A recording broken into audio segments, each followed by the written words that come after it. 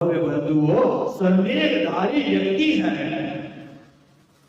वो इस संसार में रहकर भी अलौकिक आनंद की अनुभूति करता है। चाहे वो किसी भी स्थान में रहे, किसी भी क्षेत्र में रहे, संवेग के साथ जीवन जीता है। और संवेग से रहित व्यक्ति स्वर्गों के सुखों में रहकर भी दुख का अनुभव करता है और वह दुखी ही रहता है। मेरे पास ना पैसा है, ना रुपया है, ना सोना है, ना चांदी है, ना दुकान है, ना फैक्ट्री है, ना पेट्रोल पंप है, ना कार है, लेकिन सोने के बाद आराम की नींद है। आपके पास ये सब कुछ है, लेकिन नींद की गोली लेकर भी नींद नहीं है, क्योंकि हम संसार विषय में पागल हैं। भोगों की आसक्ति हमें सताती है। किसी ने मुझे कहा, छोटा बच्चा आया, बोला महाराज मेरे पास पॉकेट है, मेरे पास जॉकेट है, मेरे पास गले में लॉकेट है, आपके पास क्या है? मैंने कहा आपके पास पॉकेट है, आपके पास जॉकेट है, आपके पास लॉकेट है, लेकिन मेरे पास जो भी है एकदम फिट है, हिट है और सुपर हिट है, वो तेरे पास नहीं है। उसने कहा मेरे पापा के पास कार है, आपके पास क्या है? मैंने कहा आपके पापा के पास कार है, लेकिन मेरे पास नमो कार है, वो तेरे पापा के पास नहीं है।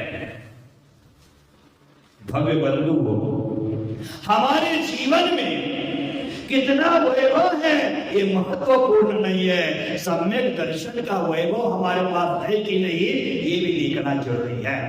भव्य बंधु, संवेग है और संवेग का अर्थ है वैराग्य भाव। जहां संन्यास के प्रति निरंतर भावना प्रगतिशील रहे, वही अविष्ट संवेग भावना है।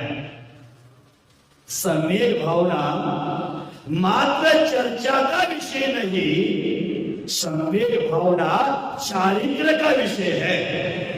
विषयों से विरक्ति का नाम संवेग है। विषयों से विरक्त होकर संयम में अनुरक्त होना, चारित्र में अनुरक्त होना, इसी का नाम संवेग है।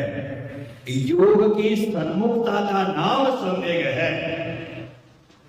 हमें आज बड़ा आश्चर्य होता है कि हम स्वप्नों की दुनिया में कैसे जी रहे हैं। एक उदाहरण याद आता है। एक युवक कुएं के किनारे बैठा था और वहां से बारात जा रही थी। बारात में बाजा गाजा बज रहा था, 200 लोग नाच रहे थे और वो बारात में से जा रही थी। वो आंखें बंद करके वहां बैठा था। उसको स्वप्न आया, हल्की नींद में स्वप्न आया और स्वप्न में उन्होंने सोचा मेरी भी सगाई हो गई, मेरी भी बारात निकल गई, मेरी भी शादी हो गई, शादी में 7 फेरे भी हो गए। कुछ दिनों के बाद बच्चे हो गए, बच्चे बड़े हो गए, बच्चे के शादी के लायक बच्चे हो गए। किसी की बारात जा रही है और ये कल्पना के जगत में जी रहा है। बारात जा रहे बच्चे की शादी हो जाएगी, बच्चे शादी लायक हो जाएंगे और उस समय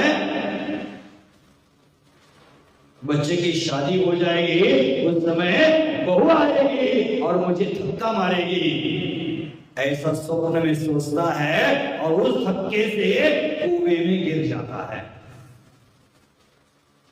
वह कुएं में गिर जाता है और वही अपने प्राणों का अंत हो जाता है। देख लेना, एक व्यक्ति ने मात्र शादी के बारे में सोचा तो कुएं में गिर गया। आप लोग तो उसको छीन रहे हैं। जैसे आपने कभी देखा होगा कुएं में कोई भी जानवर गिरता है, चाहे कुत्ता हो, चाहे बिल्ली हो, चाहे गधा हो, उस कुएं से बाहर निकलने के लिए चटपटाता है। बाहर निकलने के लिए प्रयास करता है, लेकिन बाहर निकलने का मार्ग नहीं मिलता तो उसी में मर जाता है। कम से कम कुत्ता, बिल्ली, गधा उस कुएं से बाहर निकलने का प्रयास करते हैं, बाहर निकलने के लिए छटपटाते हैं, लेकिन दुख की बात है, बड़ा आश्चर्य है कि यह इंसान अनादिकाल से संसार रूपी कुएं में गिरा है, उससे बाहर निकलने का उसका कोई प्रयास ही नहीं है।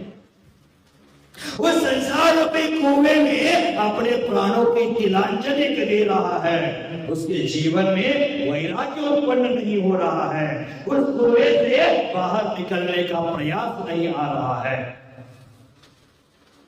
उस संसार रूपी कुएं से बाहर निकाल करके कोई हमें अमृत रूपी कुएं में डाल दे तो कितना आनंद आएगा।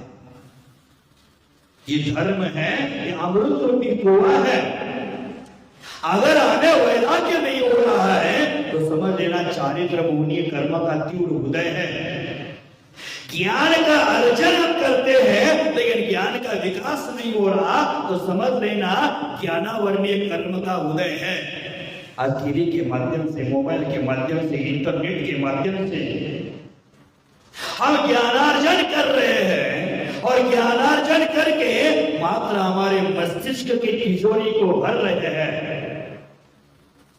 ज्ञानार्जन करने का लक्ष्य मस्तिष्क रूपी तिजोरी भरना नहीं है, हमारे जीवन में संन्यास की अभिवृद्धि करना है, वैराग्य के पथ पर चलना है।